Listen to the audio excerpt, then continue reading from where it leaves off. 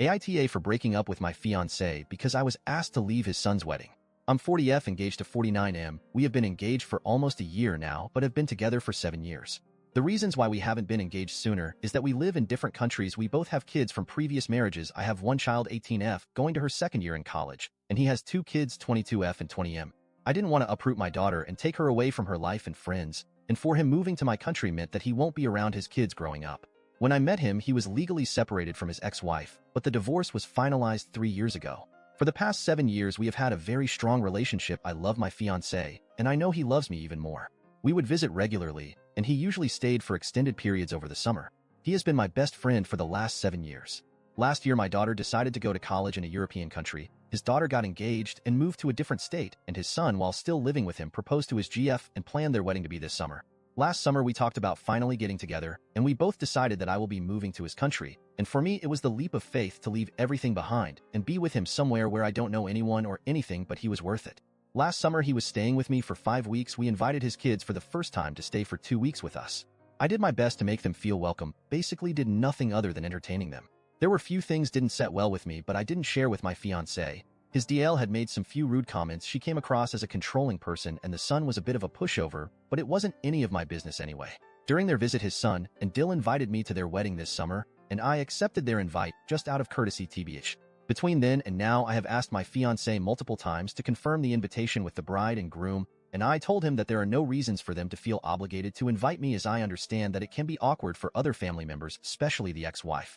For the time of the wedding, I flew to meet my fiancé. The wedding was in the bride's home state, so we booked a hotel near the venue. On the day of the wedding, I was so nervous about the reception, showing up to an event where I know no one other than my fiancé's close friend.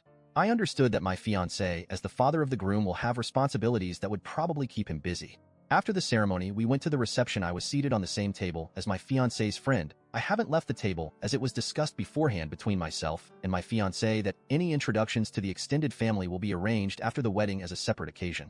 It had started to catch my attention that my fiancé was having a conversation with his ex-wife on the side. Then his son and Dill joined the conversation for a couple of minutes before returning to their table.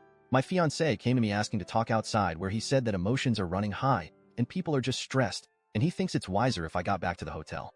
I didn't understand at first. I even asked why he decided that we should leave this early, and he said that his friend is driving me back and he will follow after a while. And that's when I actually realized I was being asked to leave. He said that the bride thinks my presence is taking a lot of attention, and his ex-wife, who knew I was invited, suddenly felt she can't handle me attending her son's wedding. I asked, what did I do wrong? I haven't even left the table where I was seated. I wasn't arguing with him wanting to stay at the wedding, because at this point there was nothing that would make me go back inside. I just wanted to understand. My fiancé was actually in tears at this point, asking me to understand the difficult situation he is in, and I told him to go back inside as I was disgusted looking at him. His friend came out, asked my fiancé to go back inside, and he took me to the hotel, where I asked him to wait in the lobby for me as I was packing my things to move to a different hotel.